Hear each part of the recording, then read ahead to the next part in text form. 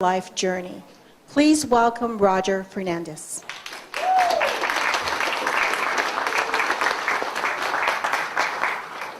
Khatington Siam. Khatington is Chayacha. That means thank you, special people. Thank you, my friends. I'm very happy to be here.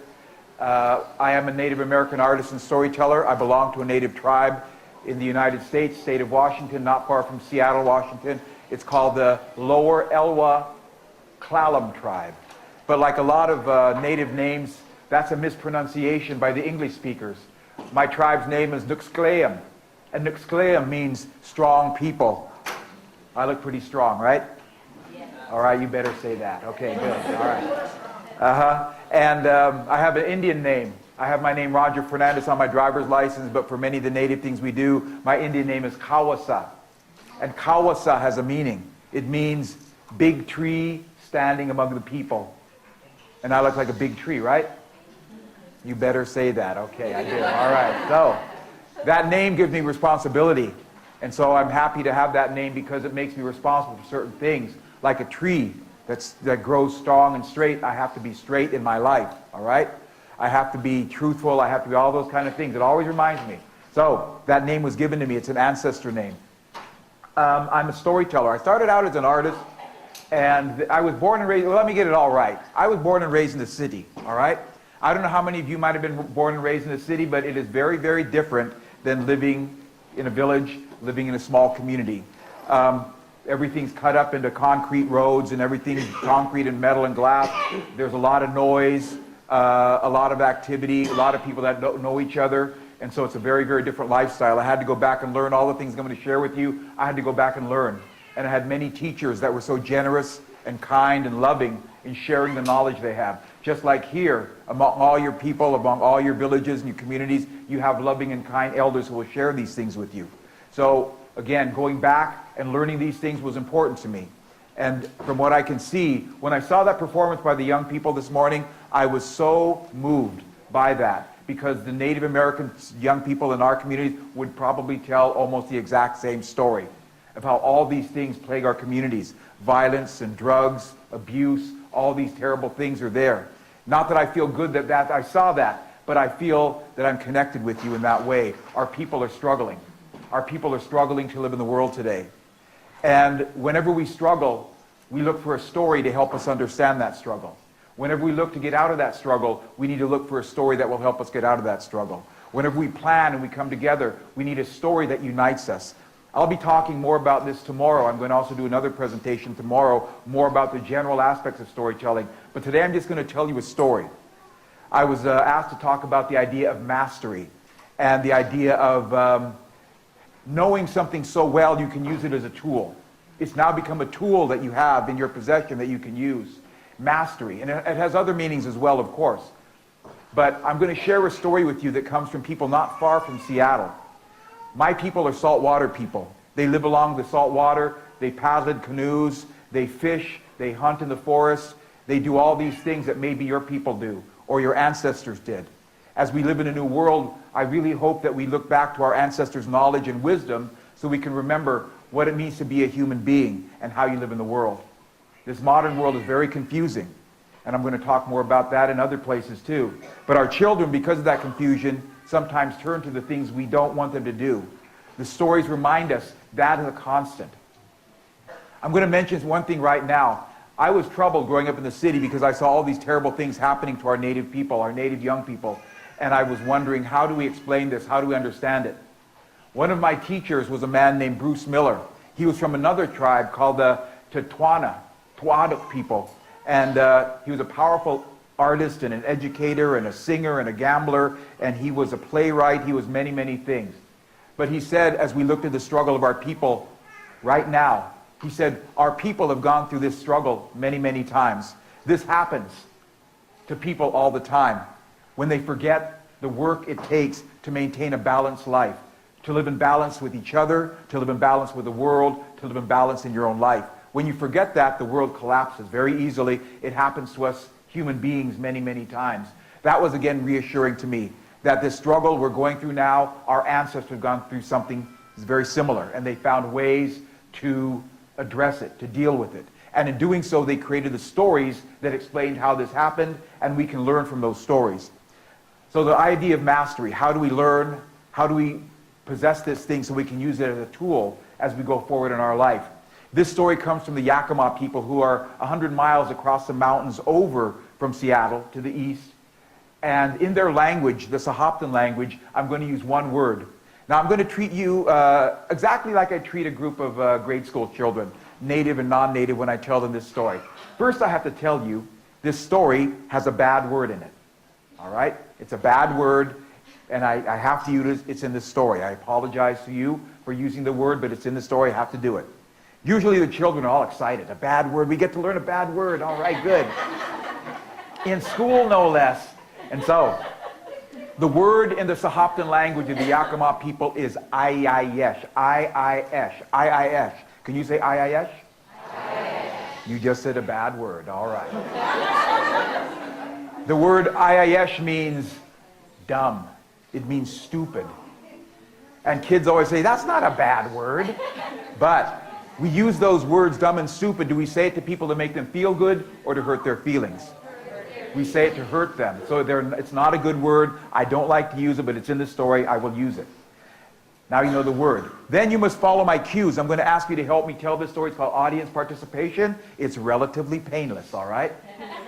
When I lift up one finger, I want you to say, in a really snotty voice, do I have to? Let's try that.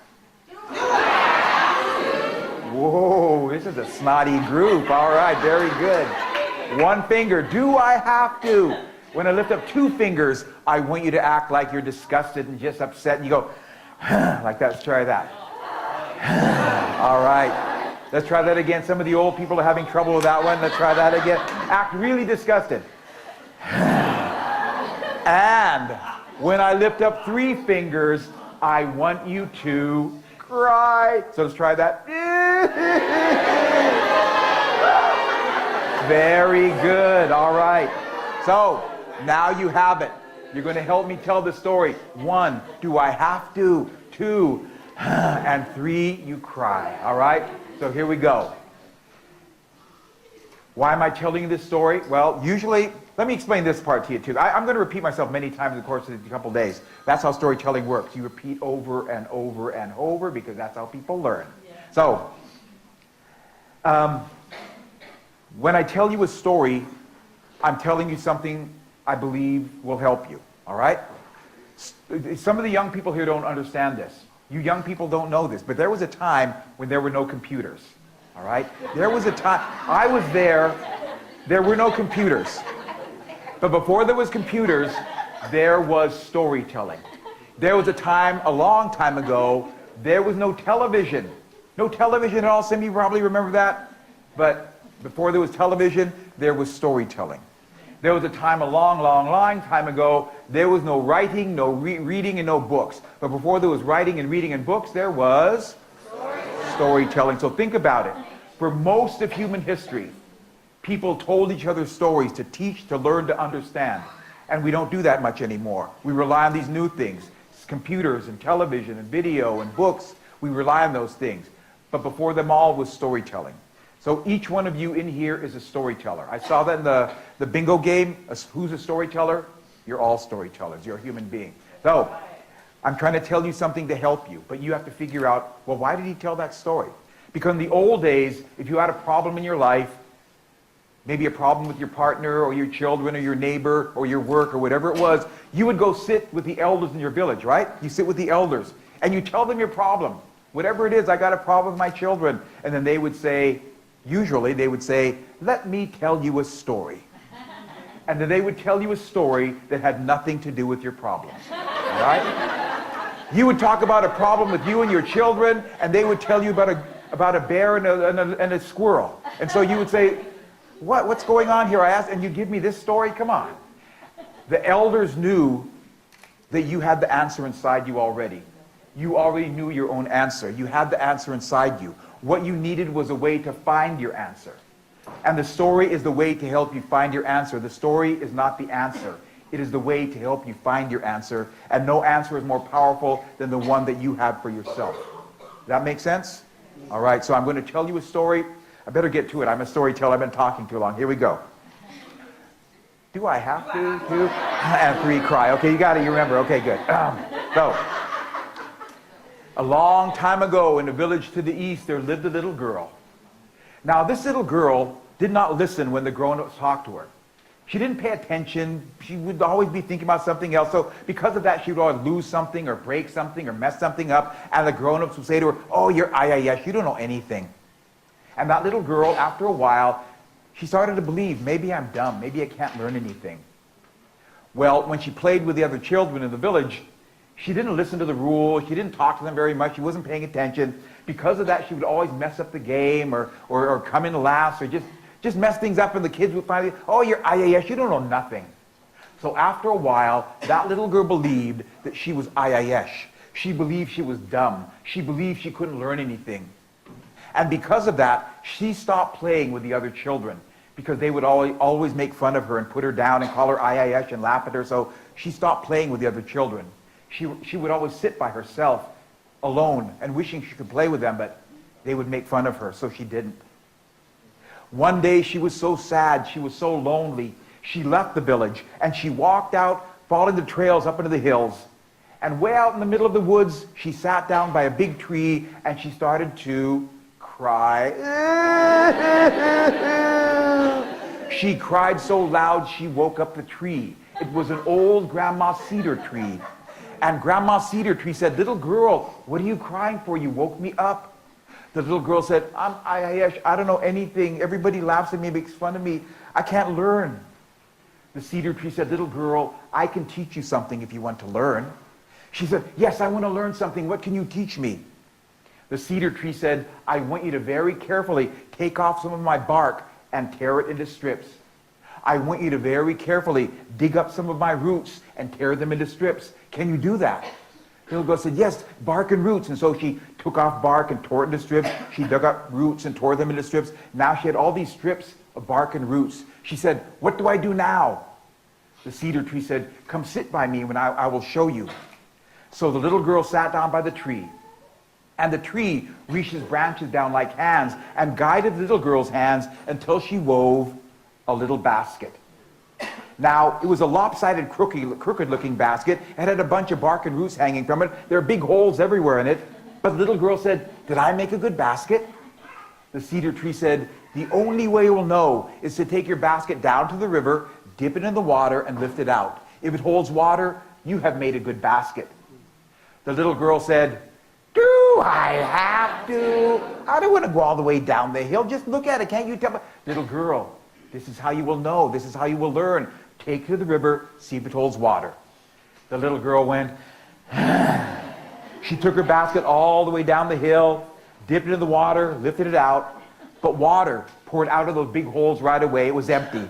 So she went all the way back to the cedar tree and said, all the water poured out. What do I do now? The cedar tree said, what you have to do is take it apart and weave it again.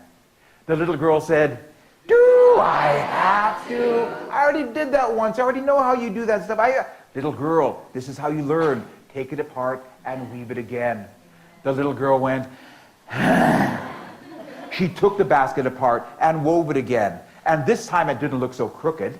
It only had a few little strands of bark and roots hanging from it, and there were only some little tiny holes. She said, did I make a good basket now? The cedar tree said, the only way you will know is to take it down to the river, dip into the water, and see if it holds water. Then you will know. The little girl said, do I have to? I already did that once. I already know. I'm looking for the... Little girl, this is how you will know. This is how you will learn. Take it to the river.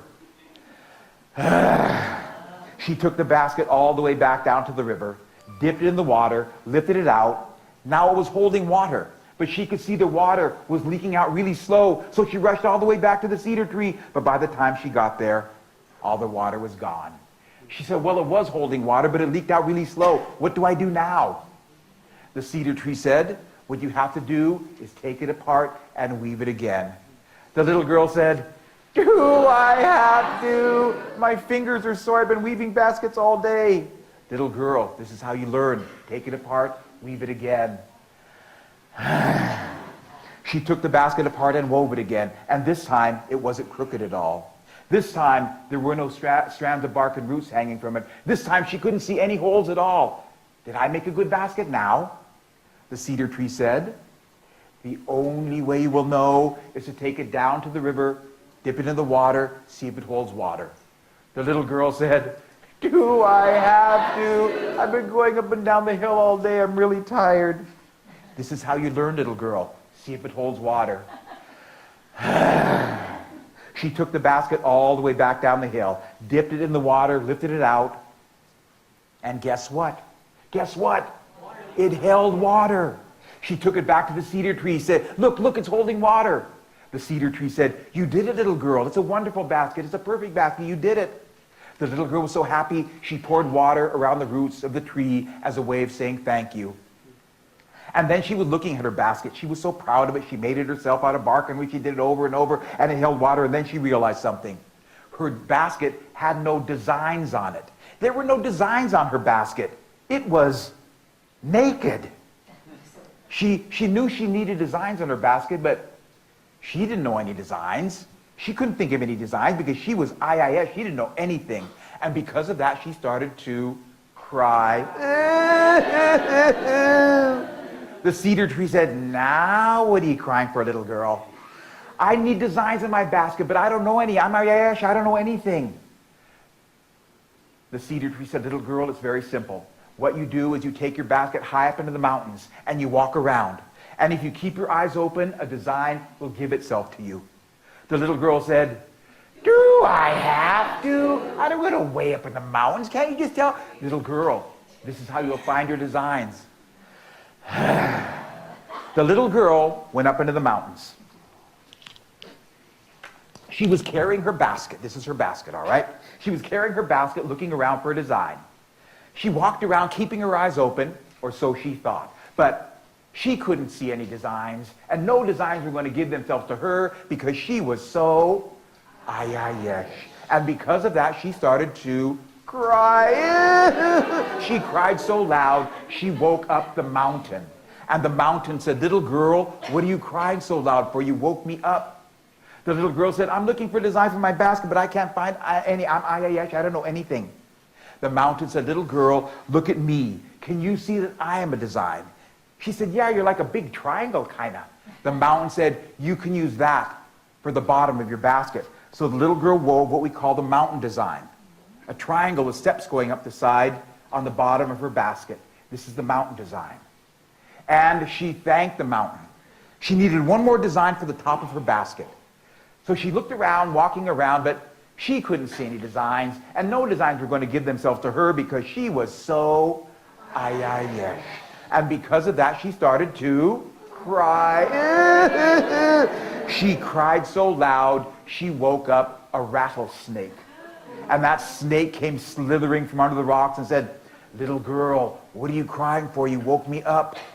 Little girl said, I'm looking for another design for my basket. I need one for up here, but I can't think of any. Mountain gave me this one, but I'm so I calm down, little girl, calm down. Look at my back. Can you see a design on my back? She said, yeah, it's like a bunch of diamonds hooked together. The mountain said, or excuse me, the rattlesnake said, you can use that for the top of your basket. So the little girl wove what we call the rattlesnake design. Diamonds that are hooked together on the top of her basket. That's the rattlesnake design. She thanked the rattlesnake, and she went back down the mountain. She went past the cedar tree, across the river into her village. She walked to the village, and the people saw her coming, and the people walked up and said, little girl, what is that? She said, a basket. They said, where did you get a basket? She said, I made it out of bark and roots. Cedar tree showed me. They said, little girl, where did you do this? She said, cedar tree showed me, and it holds water too. They said, little girl, what are those designs on the basket? She said, this is mountain, this is rattlesnake. They said, where did you get those designs? She said, mountain gave me this one, rattlesnake gave me this one. The people said, little girl, can you teach us how to make a basket like that? She said, yes, I can. The people said, little girl, can you teach us how to put designs in our basket like that? She said, yes, I can. And so the little girl taught her people how to make what we call the cedar coil basket, made out of cedar bark and roots, so tightly woven it can hold water. She showed them how to put designs into the basket like mountain and rattlesnake. And do you think the people called her I-I-Esh anymore? No. That is all, the story called the I-I-Esh Girl. Now, again, I've been asked to talk about mastery. I just told you that story. What did you find in this story? What did you find? Now, I was told by my teachers, you have to hear a story 8 times before you can tell it, which means you have to hear a story over and over and over. And after the 5th time, people say, aren't you going to tell another story? But if I want you to learn the story, I must make sure that you know that story by heart, right? You know what by heart means? You don't have to rely on a computer or a book you have it in your heart, right? And when you know it by heart, it is in your heart. That story is now a part of you. At one time, every village among the Chamorro people all knew the same story. That made them who they were. At one time, all my people knew the same story. At one time, the Tlingit people of Alaska all knew the same stories. That's made them who they were. As was mentioned earlier, people came to us and they took away our stories and gave us their story and said, this is your story now. But for myself, I don't want to forget the voices of my ancestors. When I tell this story, I hear the voice of the person who told it to me. When that person tells the story, they hear the voice of the person who told it to them, and so on, and so on, and so on. This is how I feel very connected when I tell these stories, just like I'm sure you feel connected when you sing the old songs or dance the old dances. It's the same with story. We hear their voices. So, this story about mastery. What does this story have to do with mastery? Can anyone think of something in this story that they see that if we're trying to learn something that we can use as a tool, that we've mastered it, then what has this got to do with that? When I ask children this, when I tell children this story, I ask them, can you learn to do something really kind of complicated and hard by doing it once? They say, no. You have to do it again and again and again. To me, that is part of mastery, repetition, because you might not get it right the first time. You might not get it right the 5th time or the 10th time, but you keep trying until one day you will get it right. One day you will have that basket that will hold water, right? Yes. So you do it again and again and again. But even adults, not just children, when someone says, I want you to do it again, what do you usually say? Do I have to? And what is the answer? Yes, you do. If you want to master something, you must do it again and again and practice again and again. Now, in the old days in our villages, we had the luxury of time. We could take the time to do things again and again and again until we mastered it. But the trick of today is you don't have time. You must learn it just like that. And if you don't learn it just like that, then there must be something wrong with you. And I say there's nothing wrong with us human beings. There is something wrong with the system that demands we learn just like that. We need the time to be human beings and learn the way we learn best.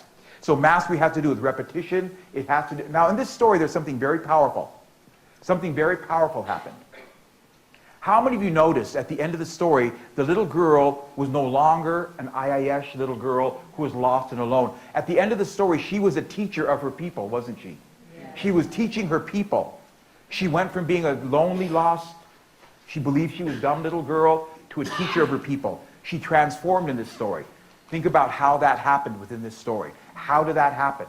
How many of our children, when they go to a strange school system that's teaching them things that have no relevance or little relevance to the world they live in their villages, believe that they're dumb? I can't learn this. This is too hard for me. But they're not dumb. They're being taught in the wrong way, in my opinion. So this story reminds us that we're struggling to remember what it means to be a human being. To be a human being, you need time. You need over and over and over. And another thing that's very powerful in this story, the children will even comment. This is the first thing children comment in the story about. Don't call someone dumb. Because what happens after a while? They believe it. They believe they're dumb. They believe they can't do it. So belief precedes everything. Belief comes from here. Belief comes from here, and this is where story comes from. This is where art comes from. This is where song comes from. This is where ceremony comes from. They come from here. Not here. This is school. Reading, writing, arithmetic. We have another kind of learning the native people say. We have the learning here, but this learning is not as important as the learning here. And so for me, stories remind us of that. So when I talk about mastery, I'm talking about repetition. But before I talk about repetition, I'm talking about belief. Do I believe I can do this thing? Does my teacher believe I can do this thing? Do my people believe I can do this thing? Because if my people do not believe in me, my teacher do not believe in me, then I don't believe in myself. We live in a modern culture that says, oh, you have to believe in yourself first. But I think that's wrong. Your people must believe in you. Your teachers must believe in you. And then you can believe in yourself. And so our old village stories tell us this kind of thing, but we're struggling because we're being hammered over and over with a new way of doing things. You must believe in yourself first. You must figure out the answers here. One thing that I found, especially, I did a prevention program, much like you're talking about here in Seattle, among Native children living in the city. One thing that was very, very important to us was that the family has to be able to articulate to their children what they expect of them in terms of values and beliefs and behaviors. The school has to reinforce that. The school has to believe the same thing. Because if the family's saying one thing, the school's saying another, the child is torn. And then the family, the school, and the community, they all have to say the same thing. Because the child, if they see all this confusion among the family, the school, the community, then they're confused. So at some point, we need a story that explains all the things we're trying to do to the children. And actually, what's really interesting is nowadays, a lot of people believe, including Native people, that storytelling is just for children. And it's not. Yeah. It's for anyone who has ears to hear, or ears to listen, and a heart to understand. So that story I just told you, little children explain that story totally differently than an adult. And an adult explains it very differently than an elder. And so stories are for everyone. So I'm going to be doing more stories as we go along, but that's the one I want to talk about, mastery. In this story, I didn't even talk about several other things. How do children learn? How do good teachers teach? Those are in this story. And as you discuss this story, or discuss the idea of mastery, hopefully this story gives you some framework, some understanding, some things to talk about. Because this little story, in my opinion, is a story that could be a whole college course could be built around this one story. How do human beings really learn? And how do teachers teach? So again, I'm going to stop with that story right now because I know you have some other work to do. I'll be sharing a couple other stories. Tomorrow I'm going to talk more about the act of storytelling itself. Because like I said before, we are all storytellers. This gesture among my people, when I put my hands up, it means hello, it means goodbye. It means thank you, it means you're welcome. I was taught by my teachers, this gesture means you lift me up. You lift me up, you lift up my heart, and you make me happy. So I'm going to put up my hands to all of you, the tomorrow people who put this together and invited me to this event, all of you come this long distance to be here, put up my hands to you because I called you a word earlier, it's called Siam. Siam means special people, high-class people, honorable people. The fact that you're here means that you put the needs of your people above your own needs. You're saying, my people need me to do this work for them. I will serve my people. And that makes you Siam, high-class people. So again, I put my hands up to you, and I look forward to working with you on the next couple of days. Siam. Thank you.